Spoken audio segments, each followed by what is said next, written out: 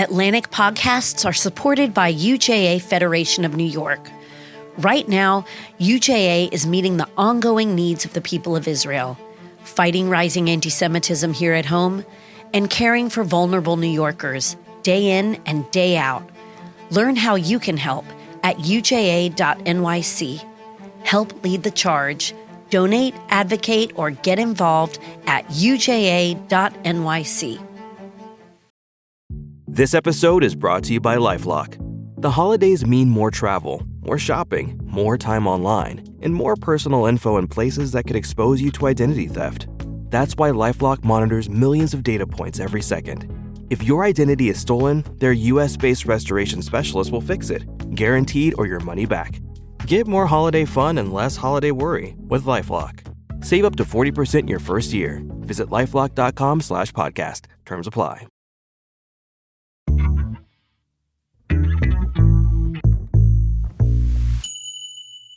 In 2021, Joe Biden gave the Teamsters Union exactly what it was looking for.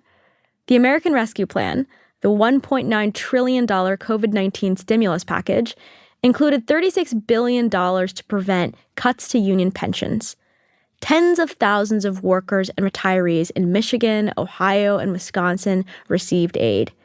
But when election season came around, Teamsters President Sean O'Brien gave a prime-time address at the RNC, praising Donald Trump and J.D. Vance, infuriating White House aides who told the Washington Post that it was a betrayal of the administration's support for union workers. That betrayal rested on a concept known as deliverism. Deliverism refers to the idea that if you deliver good and important policy wins, then people will reward you for them at the polls. As the Prospect's David Dayen wrote in 2021, Barack Obama's re-election run contained a great example of this. The phrase, "Bin Laden is dead and General Motors is alive." But this line of thinking has come under much scrutiny following Kamala Harris's loss to Donald Trump. As one article from Democracy Journal put it, if spending trillions of dollars to improve people's lives isn't a fair test of deliverism, then what is? My name's Jerusalem Demsis. I'm a staff writer here at The Atlantic, and this is Good on Paper, a policy show that questions what we really know about popular narratives. My guest today is Hunter Rendleman. She's a political scientist soon to join the faculty at UC Berkeley, and has published a paper at the American Political Science Review called Do Government Benefits Affect Office Holders' Electoral Fortunes? Alongside her co-author, Hunter looks at one important federal tax credit for working-class Americans, the Earned Income Tax Credit, or the EITC. Data in 2018 showed the EITC lifted about 5.6 million people out of poverty, most of them kids. Hunter's paper asks, did voters reward governors who expanded this social benefit? Hunter, welcome to the show. Thanks so much for having me. I'm excited to have you here. You've written a really interesting new paper, and it's about something that I really want to be true. So I'm trying to temper my enthusiasm. But before we get into the details of your paper, I'm hoping you can kind of just step back for us here and explain what is a policy feedback loop. So a policy feedback loop is something where, you implement a policy. And when that policy is implemented, it creates a new constituency of individuals that are invested in making sure that policy doesn't go away. And that constituency of individuals can be motivated for what's usually thought of for two reasons, either for resource reasons. So basically, you've given this group some amount of money and they become mobilized and motivated around making sure that money doesn't go away. Or it does something to how these people perceive and interpret government. So, for example, in the case of the GI Bill, it allowed these veterans to go to get university education. Mm-hmm. This changed, how they saw themselves vis-a-vis politics, vis-a-vis society, and this led to them changing how they mobilized and then how they participated in government moving forward. And so a lot has to go right for a policy feedback loop to work, right? Like why people have to understand like why a policy happened and who's responsible and is it salient to voters come election day? And then do politicians themselves understand that voters are rewarding or punishing them? So like let's take something like Medicaid expansion, right? Are voters understanding who's responsible for that? Like is the media giving them that information? Do they know which politicians are actually to blame? Is it federal politicians?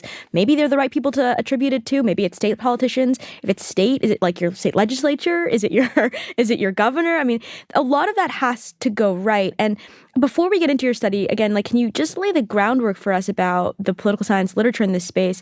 My read is that there's like a lot of pessimism about the possibility for specific policies to generate salient and durable electoral shifts.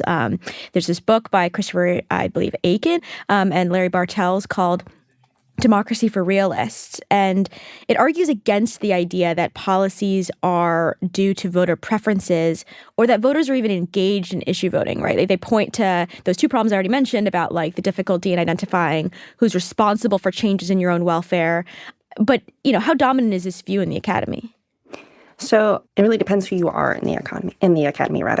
So if you're an economist, for example, you often believe in the notion of pocketbook voting. And I think that's the most classical notion of how people respond to policies. If they're doing better today than they were a year ago, they're going to vote for the incumbent that made their pocketbooks, their bank accounts fatter, basically.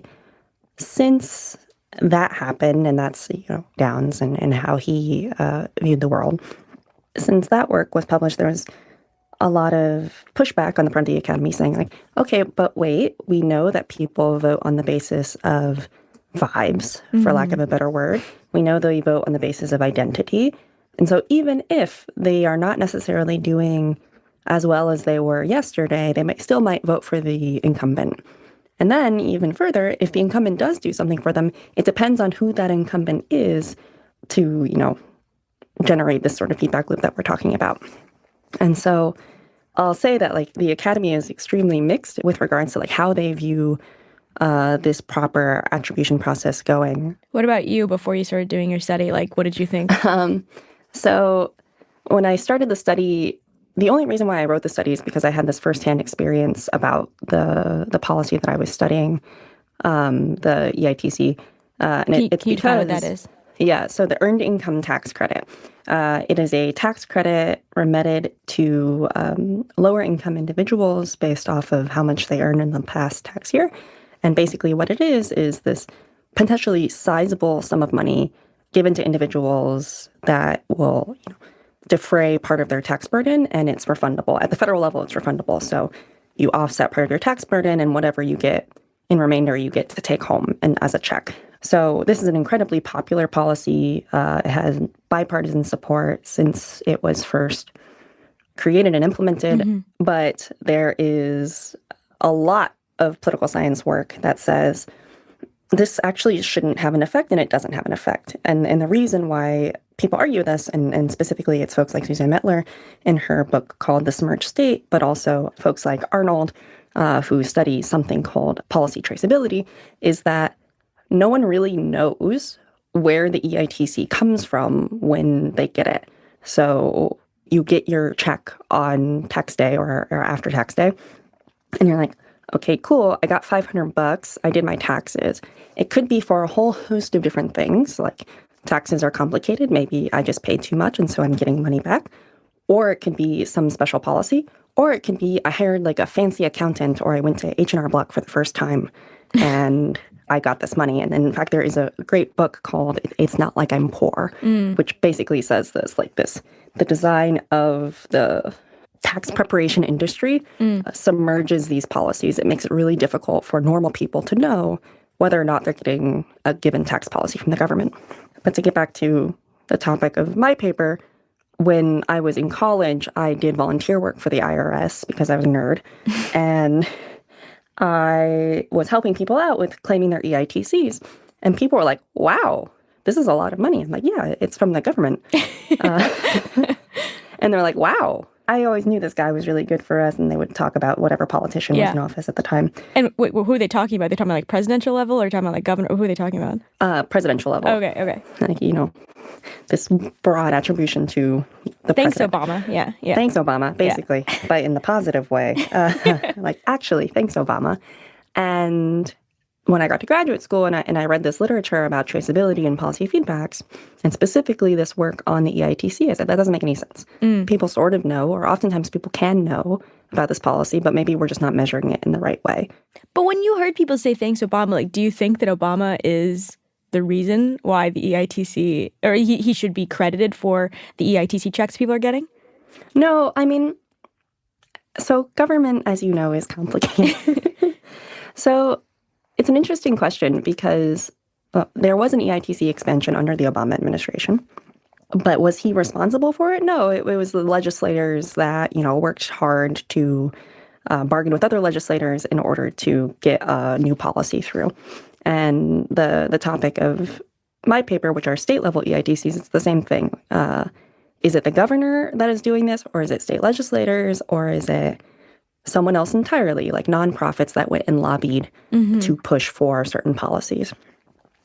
So I guess going back to your initial question, this idea of attribution is super difficult, and it's not really clear from like a normative standpoint, like if you necessarily need that perfect one-to-one attribution, or if it's okay that we have diffuse attribution. So in general, are we rewarding the party that did this for me, or are we rewarding the individual? There's a paper by Justin Benedictus Kestner and Chris Warshaw, which basically studies this question of like when people do better in their wages, I believe that's the study, is it the individual politician responsible? Yeah, like what politician is responsible for wages, or is it just like this diffuse party effect? And they find that salient politicians really benefit, like governors and presidents and House legislators. They really benefit when people do better. But in general, the party in office tends to do better when people are doing better off economically. Well, so like in an ideal world, though, right, like the way that we would want to see policy feedback loops work is if a policy durably benefits you, then you are going to be able to understand who is responsible for that. I mean, that's obviously a difficult question, but like you could identify like the arm of government that was most responsible, or at least the arms of government that were involved in this, and then you would reward them at the ballot box however you could. But you're saying, do you feel like this diffuse version, this one where parties get benefited, is also an optimal way for feedback loops to work? So I guess I have difficulty with like this idea of like the optimality of the feedback loop, because it's really like sort of voter psychology. Do I want voters to respond to the policy landscape that they're facing? Yes, I think that is the sign of a healthy and thriving democratic system. We want people to have the information, to understand what's happening to them, and for them to translate that information into decision-making at the ballot box. If it's to a particular individual, like they can actually trace, like, I know politician X did Y, that's great. I think an alternative, perhaps more realistic view is, can I detect if I did better and the party that is in office is probably associated with that policy? That's also good. So I want to get into your study now. You and your co-author conduct a study looking at states' adoption of EITC programs from 1992 to 2018. Can you just walk us through what you actually did, what you were trying to measure, and how? Yeah. So we went at it from, as I was saying, this very pocketbook voting type of perspective, where we investigate whether the introduction of a given state-level earned income tax credit leads to the incumbent governors and, and generally the incumbent party being rewarded on election day. So what we do is it's called a staggered difference in differences design, where, you see policy getting introduced in year T, and then we look at the nearest election to year T and see if there is an increase in voting for the incumbents at that time. And so we did this at the county level for vote shares for governor. And then we also did an additional study at the back end of the paper looking at individuals' approval levels for governor using survey data. And so just to explain the results a little bit, we find quite small effects at the ballot box, which is expected, the EITC doesn't actually benefit a lot of people on a percentage basis in a given county. We do see in places where more people tend to claim the federal EITC, you get a bit larger increases at the ballot box. So effectively, places that are poorer, you see bigger swings in favor of the incumbent governor. But what was also interesting is when we use the survey data and we're able to actually see, okay, given the demographics that a given person ticked off in the survey, their marital status, their income, how many children they have, we can back out who is a likely eligible person for the EITC. You, in particular, see big boosts in approval amongst those people. So not only do we see like this, rather small increase on election day, but you also see that like it has perhaps this more durable psychological effect, or at least attitudinal effect on the people that the policy is helping. So can we start with why you chose governors? Like, I would imagine that the state legislatures are likely to be more responsible for this. Why didn't you measure what was happening there? So part of it was data. Vote shares for governors are far easier to come by. And they are still involved in the policy process. Like, they have to sign off for the budget. Like, be like, okay, this is a good budget. And it's, at least at the time, was more difficult for us to detect state legislative election votes. If we were to redo the study, probably we wouldn't try to investigate that as well. You do see on the attitudinal side, we look at different types of politicians. So we look at the governor, we look at the president, we look at senators, and we look at House representatives. And we don't see the same sort of effect that we do for governors. And so we took that as like a good sign that people are properly attributing to at least the state level when they are receiving their EITCs. So when states adopt the EITC, like, what do we see happening to governors' vote share? Yeah, so what we see is in counties where a state EITC has just been implemented, you see a 2 percentage point increase in favor of the incumbent governor, the governor that passed the policy. That's a pretty big number. Is that, like, surprising to you? We took that as a pretty small number, given the wide-ranging estimates in the economic voting and policy feedback literature. Well, so EITC is like one of like thousands of policies that are implemented. The idea that you would detect something that's going to a minority of individuals, a very small minority of individuals in the state, and that would increase the governor's vote share by 2 percentage points, I mean, that can be the margin of victory, right? It could be, yeah. So when you really parse the effects further, you find that, like, these effects are concentrated in only the first year after the EITC is implemented. And it is way concentrated in places where there are more claimants, so as I was saying before, but also it's concentrated amongst Republican governors.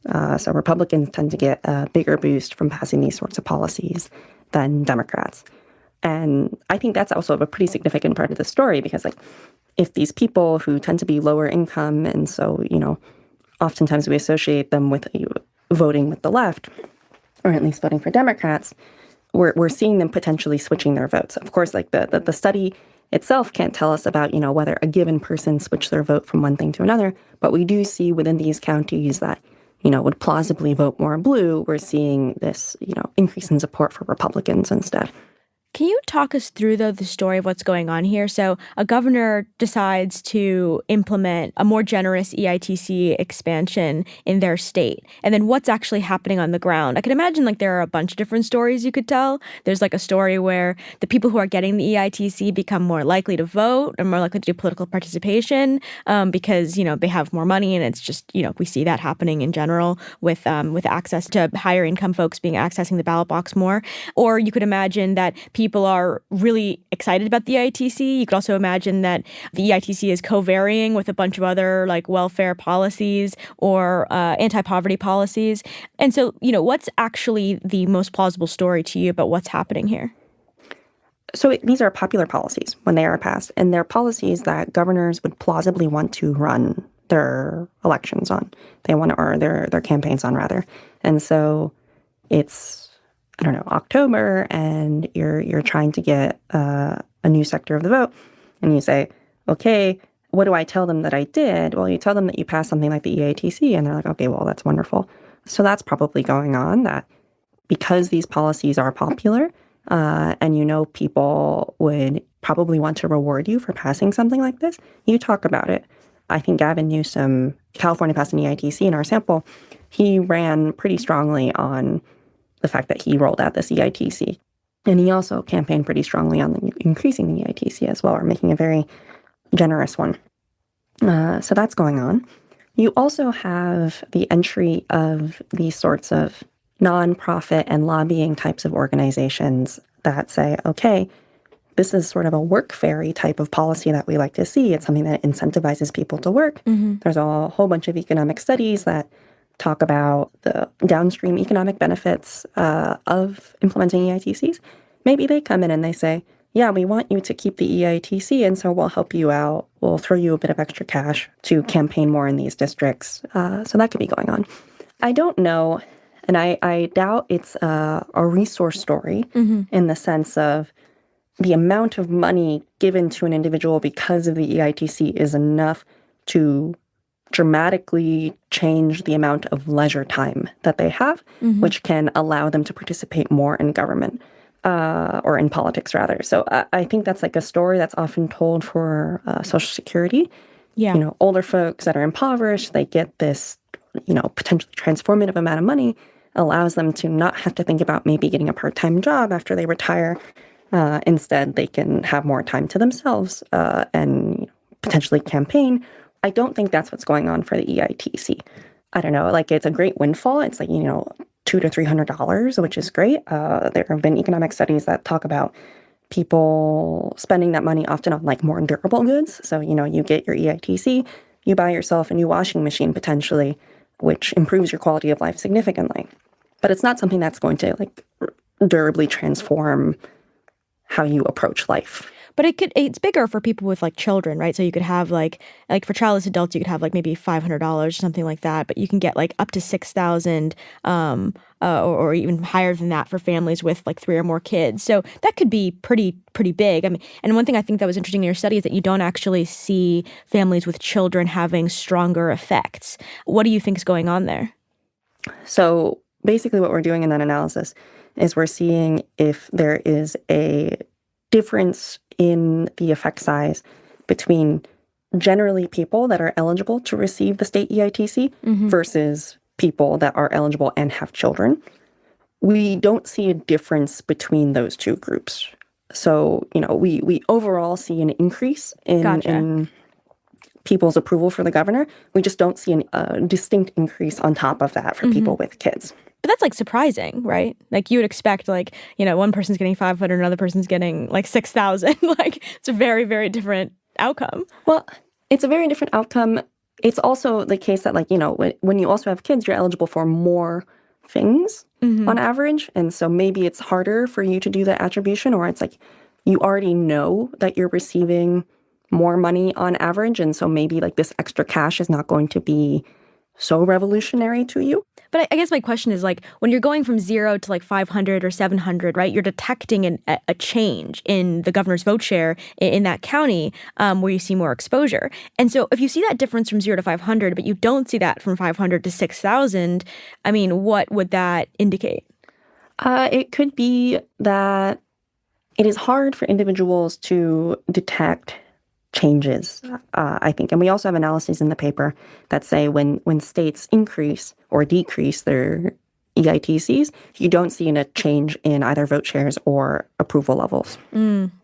So when you give someone a lower income single person more cash, that's great because they generally don't have a lot of things available to them in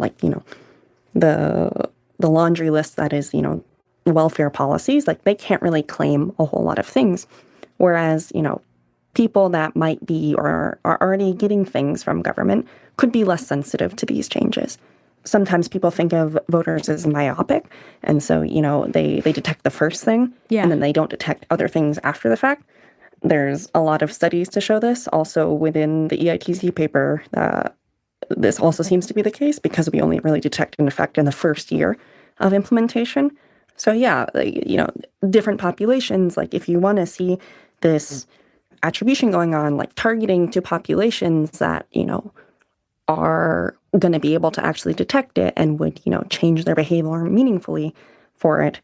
That's part of, like, I guess, how politicians would want to think about targeting these types of things. After the break, why democracy relies on voter sophistication.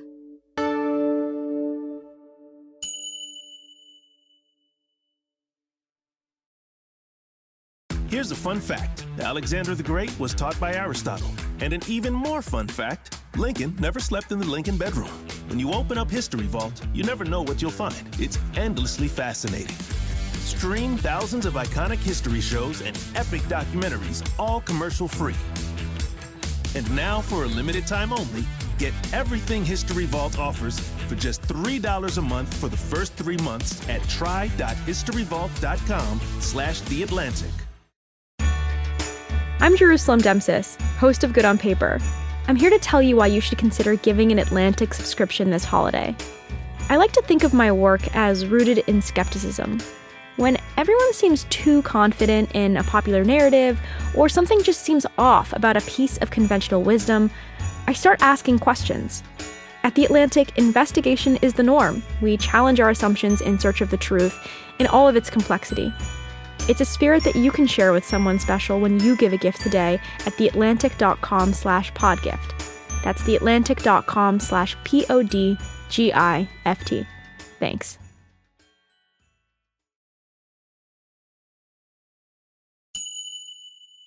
I guess what I take from what you're saying, and like what's started me thinking about too, is just this sort of sense that people are taking a signal from this, right? They're taking a signal about the political goals or the policy goals or orientation of the governor and party that is in power when this happens, less so that they're reacting specifically to the material circumstances that are changing for them. And part of what leads me that way is something you mentioned earlier that we didn't get into, which is that Republican governors are particularly rewarded for these expansions. And that is like such a signal to me, because what it's saying is that Republicans are less like friendly to these sorts of programs. They're more concerned about welfare expansion leading to problems with people not working a lot. Obviously, that's why EITC, which is something that it's the earned income tax credit, and requires you to work, is more amenable to Republicans. But it is something that's like almost like it changes your perception of the Republican Party for a Republican governor or legislature to okay an EITC expansion or a particularly generous one. And so is that how you think about it too? Like that, like voters are getting a signal about what the priorities of these elected officials are, and that's changing their vote share, less so that they're reacting to sort of the material shifts in their lives? Yeah, totally. I think a lot of the story that we're telling here is one of sort of symbolic politics in a way. So if you see an individual politician behaving against their type, or like your perceived type of them, then you're going to be like, oh, maybe this guy is not so bad, or this woman is not so bad. Yeah. So I'll throw a vote his way, or, I'll say he's not as bad as he was when I get the next survey. I think that's a big part of it, and also contributes to like this idea of, traceability of policies, Yeah, no, I mean, I think that's also like one other part of your paper that is so relevant for this is that you look not just at people who were eligible for the EITC, but also people who were not eligible. Mm-hmm. And you find effects there. Can you talk through the effects you find from people who were not getting this benefit at all? Yeah, so we do see a bump in approval levels amongst people that are not eligible for the EITC. We went into this finding with sort of two thoughts. Either it's people that are not eligible for the policy are, seeing the good effects of the policy on the ground, or they're just into the idea of them being in a state government that is being productive. And so we try and parse these ideas by looking into this, we call them high versus low exposure counties. So places, again, that claim more federal EITCs versus less federal EITCs. We don't see the same sort of strong effect for ineligible people when you compare high versus low exposure counties. So it's sort of like this uniform effect amongst ineligible individuals across like the context of the county. So like basically if you're ineligible and you're in a county that doesn't have a lot of people claiming the EITC, or you're in one that does have a lot of people claiming, your effect is the same. Like it doesn't really impact. Okay. So it's like not really about you observing, oh, people around me seem better off. It's that, you're just realizing this has happened in your state. Yes. So one thing I think the first thing that's going to come to a lot of people's minds is sort of like, how do you control for all the things that are going to co-vary with this, right? Because if you're like a governor that's willing to do EITC implementation and expansion, it probably means that there are a lot of other things about you, right, that are going to be shifting in that direction. It's probably not like just this random heterodox thing that you did that can be, you can like fully isolate. And on top of that, like a lot of other stuff might be going on. Like maybe the state's more willing to do EITC expansion when the economy's good. Like maybe you're more willing to do it when, the state coffers are higher for whatever reason, like your investments paid off or something happened, or you stopped paying off some municipal bond. You know what I mean? So like, there are a bunch of things that could be happening that could co-vary with this decision to do this. So how confident are you that what you're measuring is really the effect of EITC implementation? Yeah, we can't be completely certain. It's social science. We just do a massive amounts of checks to try and rule out alternative explanations. It's the funniest part of reading a paper where you're like, okay, like 5 pages of this are like the study and like 30 pages of a study. It's just like, yeah, exactly. Are we sure that's what we're finding? Yeah. We do try and look at, what's going on in the states where EITCs are implemented. Mm-hmm. We don't see any sort of change in sort of the budget surplus of the states. So it's not like an EITC is implemented in a time where, you see a huge budget surplus and then, the state's like, oh, okay, so let's do a bunch of different sorts of spending now. You also see like a sort of a commiserate drawdown on revenues. So, the state is not taking in as many revenues anymore. So they're giving it back. And we also don't see strong effects in favor of like a pure economic story going on. So we don't see changes in pay in the areas where the EITCs are implemented or in unemployment rates. This is broadly consistent with the sort of mixed findings of EITCs. Mm-hmm. Some economists find very strong findings. Some of them find quite muted findings. We also did follow-up analyses trying to detect whether people in the survey that we are using detect whether the economy around them is doing much better or much worse. We don't see very strong effects that suggest that's going on, at least for like ineligible people. Mm. In general, actually, we see like people that live in high poverty areas tend to say that the economy is doing pretty poorly, which is, consistent with what you might expect. So we can't completely rule out the idea that like maybe like some of these places pass like these omnibus welfare policies where not only did they introduce like an EITC, but they introduced something like akin to like a CTC or they child tax credit. Yeah, child tax credit. Thank you. It doesn't seem like that's the case when we look at the budget data or in our, checks of the places that are passing EITCs. Mm-hmm. But we can't really account for like everything that is going on in the political moment where these policies were passed. So I want to take a step back here because you've kind of referenced this a couple of times now, but your research kind of pushes back against other research, right, that has not found an effect of the EITC. So can you just give us a sense of what those studies say and why you think yours found something different? Yeah. The past research on the EITC has been mostly concentrated around the idea that this is a policy that perhaps purposefully was deployed in a way that makes it difficult for people to attribute it to government. Mm. Suzanne Mettler, in her book, The Submerged State, makes the case that many policies that you might expect would have a policy feedback effect are deployed through the tax code in a way to obfuscate the role of government. You just get your check, as I was saying. And for, policies that might particularly help Democrats, let's say, like an EITC, potentially, it's sort of a way to, like, level the playing field for politicians. Like, okay, you want to get this done, but we're going to remit it in such a way that it's going to be submerged through the tax code. And because of that, there have been other studies after that say, okay, who does get the benefit from EITCs? And it's people like tax preparers or community service organizations that are helping people navigate the complex landscape of the tax code. So it's not the politicians, but it's this delegated welfare state, to borrow a term from Andrew Campbell. And this happens with a lot of social policy in the United States. So you just mean like someone going to their like local tax preparer thinks that they're the ones who helped them, not the Exactly. Okay, gotcha. Like, I just hit it out of the park by finding this guy from H&R Block. Like, we got... The Intuit lobby is alive and well. Exactly. That was sort of the focus of the studies on the EITC.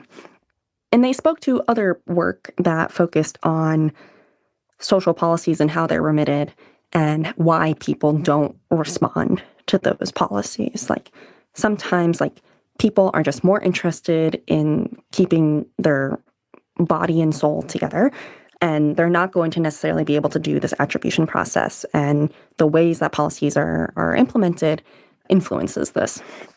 The way that our study is different is that we try to exploit periods sort of where we try and find the best case period for detecting an effect of an EITC. That's going to be like the first year it was implemented, and it's going to be in places where potentially it's more generous, or the state is doing things to allow for that attribution process to be a bit easier than it might otherwise be.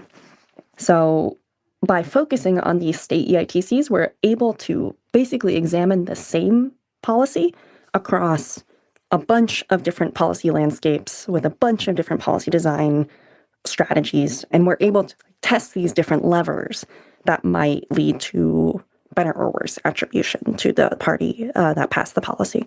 The other studies that study the EITC, they're just looking at a given snapshot in time, either through interviews or through surveys. And what we do is really exploit this like over time phenomenon and say, like, okay, can we actually compare it to when we know we wouldn't detect an effect to when we probably would? And one of the parts of the study that you haven't talked about yet is what you just mentioned, which is the way in which the government is it's almost like trying to make the policy feedback loop happen. So can you talk about the notification laws and what those are and how they work and like why those are important? Yeah, so in some states, and I think the city of Philadelphia, they have what are called EITC notification laws. So if you are likely eligible to claim the EITC, your employer has to tell you. And so basically you get this note saying, hey, if you haven't already, when you file your taxes, you should make sure you claim this benefit. This is like, at least to my mind, like a tremendous idea. Telling them that you have done something or telling them to do the thing seems like a smart strategy. And in fact, that's what we see in our study, that, you know, places where you have these notification laws, you see slightly higher approval levels for the incumbent governors. So I find it really funny because something like very similar to this happened to me this week. I was at the optometrist, and I am like always like ready to fight when I go to the eye doctor because they are so annoying about giving you your your prescription. But this year, the FTC, the reason that they're annoyed about it is they want you to buy the glasses from them rather than going to 1-800 contacts or going to whatever and Costco and finding something cheaper. And I have literally been in a situation constantly where I'll go to the optometrist and then I will say, I want my prescription printed out, please. And they will try to make it impossible for me to get this prescription. And I'm blood pressure high, ready to go in, fight with my eye doctor. And I get there, and for the first time, they just hand me the printed copy of my prescriptions. And I was like, what's happening here? And then I get another document called a prescription acknowledgement form. And it says, I'm reading it right now, in accordance with Federal Trade Commission regulations, optometrists are required to obtain a signed confirmation from a patient confirming that they received their glasses and or their contact lens prescription. And I was like, this is amazing. Not only did I get it, I got a piece of paper explaining to me that the FTC is the reason. But the funniest part of this whole story is that after this happens, I was like, oh, why am I getting this? I just trying to figure out if everyone understood what was happening here. And the woman who was assisting me was like, oh yeah, it's just a local DC regulation. It's the piece of paper says that it's the FTC, that it's the federal government doing this. The person handing me this piece of paper who's responsible for implementing this policy is telling me it is a local DC regulation, but also it applies in Virginia. And it was like, this is like not to like make fun of this woman at all. Like, I don't think that's the point. I think that part of what's happening here is just like, even with all this notification, this feedback loop is like extremely difficult to create. And I don't know, like, it kind of made me, it was both like made me optimistic and pessimistic about democracy in like the same interaction. So I don't know how you feel about like the efficacy of these kinds of programs when it's so difficult to actually make clear what is happening and why, even when they do this. I mean, I think another clear example of this is when Donald Trump was like signing the stimulus checks and people were just like, oh, it's awful he's doing this. But it's like, I don't know, like, shouldn't we know what government is doing? Yeah. I think this story sort of sums up how everyone sort of interacts with the welfare state or just, public policy in general. Like you hear about public policy from like your neighbor or, from the news or something like that. And you get like, 10% of the story and you're just going to take that 10% and go with it.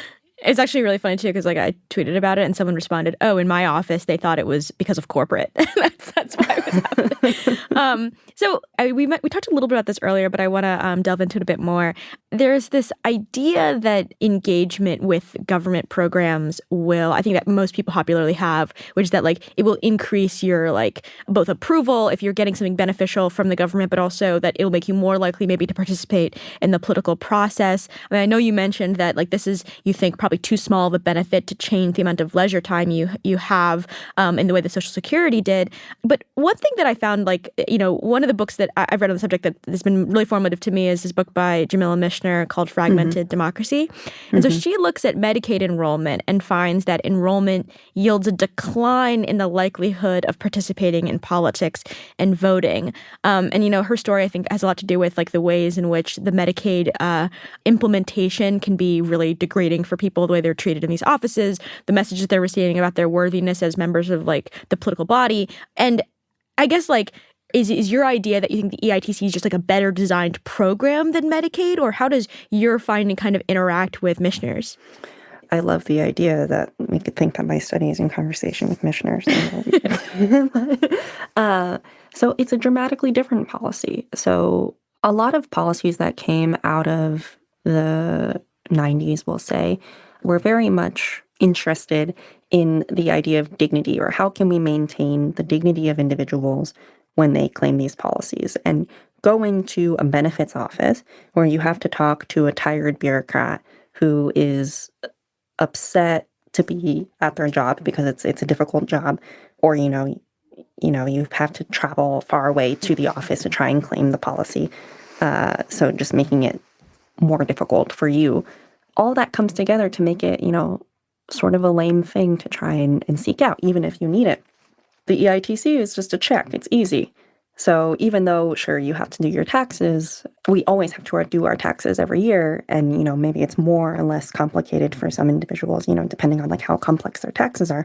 But it's nothing like having to go into an office, have to answer questions, and have to face the notion that, things are not going your way and you're having a tough time. So I feel like a lot of this work is in part answering the question, like, do we think that voters are like politically sophisticated? There's like a famous 1964 chapter by a political scientist, Philip Converse, called The Nature of Belief Systems in Mass Publics. And I have not gone to political science grad school, but the people I know who have say this is like one of the first things everyone gets assigned and has like 13,000 citations. And it's kind of like, he based the argument he's making, and this is a very early attempt to sort of really go out into the field and learn from people rather than just through survey data, rather than just kind of sitting in an ivory tower and doing theorizing. And he basically looks at the ideologies of voters, and his argument is that people's policy views are inconsistent and not ideological. When you ask someone like one day, what do you think about X? It's not gonna be the same question if you ask them at another time, and then like it won't co-vary with things that like should co-vary together if you were to be a consistent person. Your argument kind of supports the idea that voters actually are somewhat sophisticated. At least they're able to see something that is valuable and approve the right people for it. But then there's also parts of your study which push in the other direction, right? Like the fact that it's not super durable indicates that perhaps, you ask them in year one, oh, they're really happy about it. Year 2, they don't even care whether or not it happened.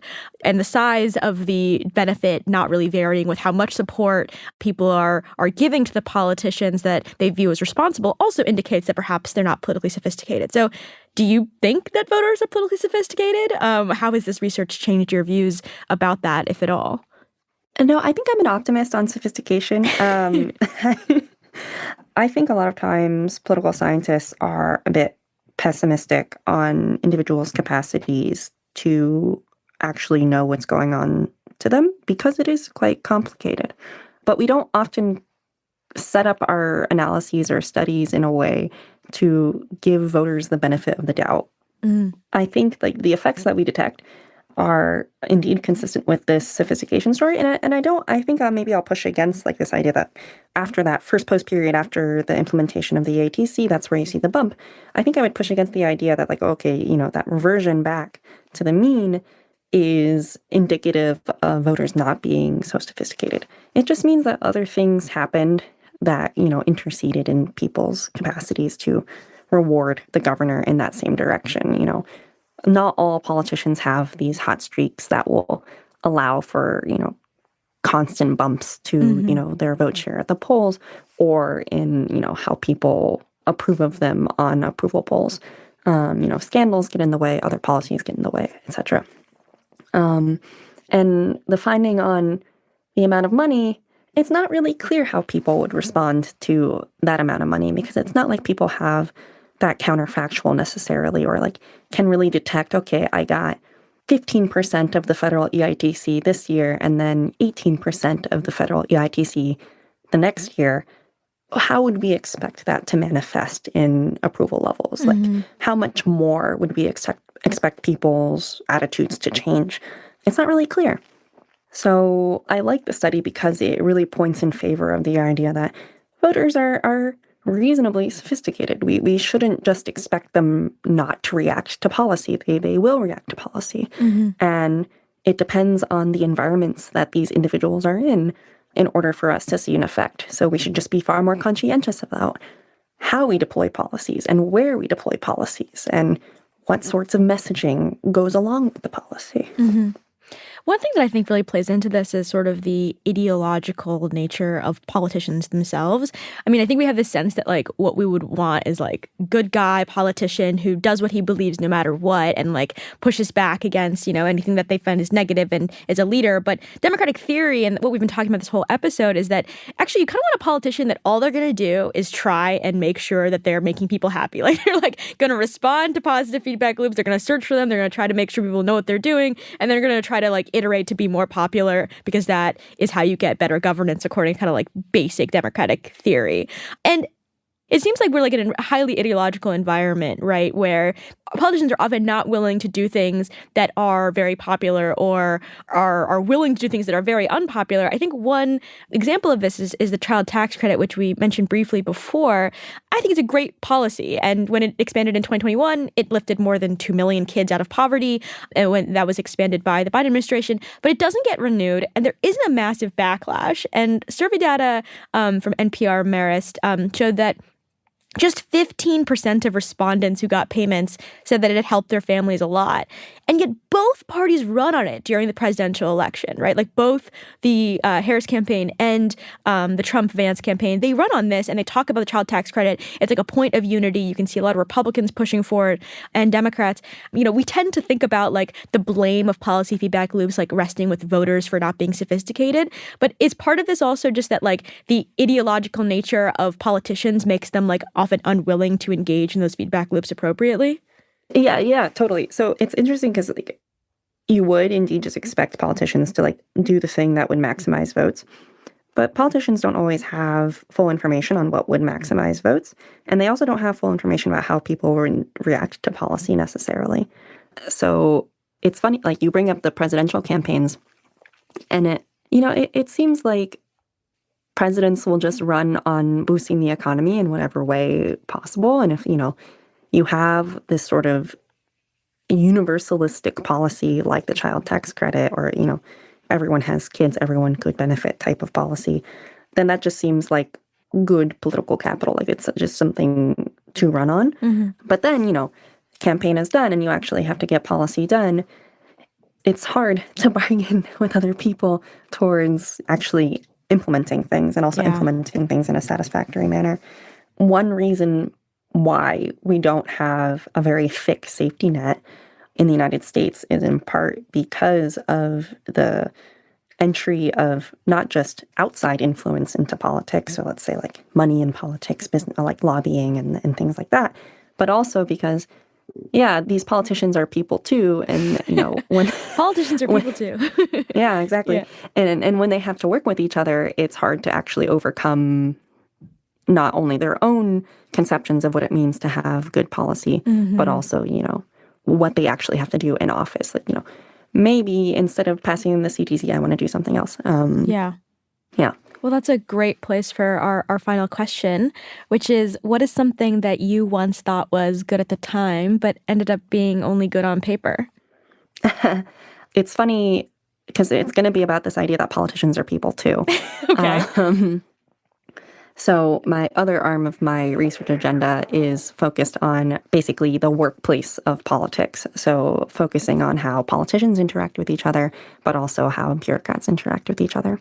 And when I was doing part of my dissertation work, I wanted to study the idea of like, okay, when people of color are with each other in deliberative spaces in government, maybe they work better together. And so I did all this work in my third or fourth year of grad school, and I was fully expecting to see, if we add more, let's say, Black people to a congressional committee, you'll see that they are more effective at their jobs. And I didn't see that. And I was really bummed about it. Yeah. And, I talked to people, and people were like, maybe it's just like a null effect, so throw it away and move on with your life. But I was quite stubborn. So I went to DC and I started talking to people, and I asked them, why am I seeing this effect? I'm seeing no effect effectively. And it never dawned on me that when people come into Congress, they are not just these silos. They're not just by themselves working. They are bargaining with other people. They're working with other people, and they're deciding, like, what is the best way to position myself or ourselves as a group. And ultimately, I found that in the case of African Americans, you don't see a general empowerment effect. You see this very specific delegated effect. So people that are closer to the policies, or groups like the Black Caucus, are in support of, those are the people that are speaking more in these settings, whereas people that are farther from those policies speak less. So this empowerment effect, thought it was good on paper. Yeah. Maybe it was, but it led to just this far more robust finding that I think squares more with how we think about how elites think about the political process in general. Side note, I feel like I'm very on the bandwagon of just everyone should be publishing their null effect and it shouldn't be a negative thing. Oh, yeah. I guess that's probably the fault of journals and stuff, and not really you in particular, Hunter. Well, yeah. My incentives at this stage in my career are such that I have to publish, and sometimes reviewers just like seeing positive effects as opposed to null effects. Blame reviewer too, always. Yeah, of course. Well, thank you so much, Hunter, for coming on the show. Thanks so much for having me. I had a lot of fun. Good on Paper is produced by Janae West. It was edited by Dave Shaw, fact-checked by Anna Alvarado, and engineered by Erica Huang. Our theme music is composed by Rob Smirsiak. Claudine Abade is the executive producer of Atlantic Audio, and Andrea Valdez is our managing editor. And hey, if you like what you're hearing, please leave us a rating and review us on Apple Podcasts. I'm Jerusalem Demsis, and we'll see you next week.